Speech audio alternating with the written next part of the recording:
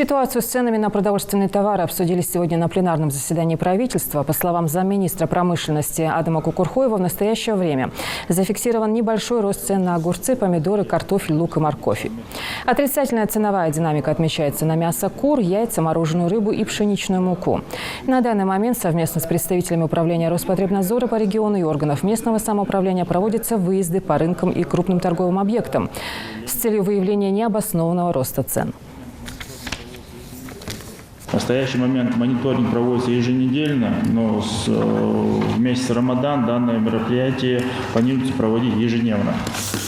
В ходе проведения мониторинга особое внимание уделяется качеству предлагаемой продукции, соответствию по срокам хранения, а также наличию единообразных и правильно оформленных ценников.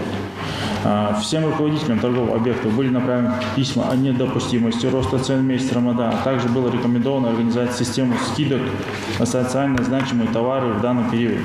Также Министерством промышленности совместно с представителями торговых объектов планируется проведение в месяц Рамадан благотворительной акции по оказанию помощи малоимущим семьям. Для семей с низким достатком во всех городах и муниципальных районах республики будут созданы соцпакеты с фруктами, сладостями и социально значимыми продовольственными товарами. Такие же корзины в настоящий момент находятся во всех торговых точках, ранее рекомендованные, они представлены на полках.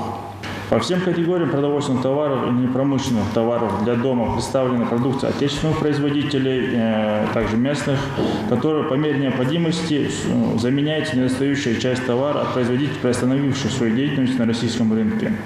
Также при увеличении обговоренной цены продукции ведется поиск по замене поставщиков данных товаров. В настоящее время фактов необоснованного повышения цен на продовольственные товары или снижения ассортимента предлагаемой продукции не наблюдается.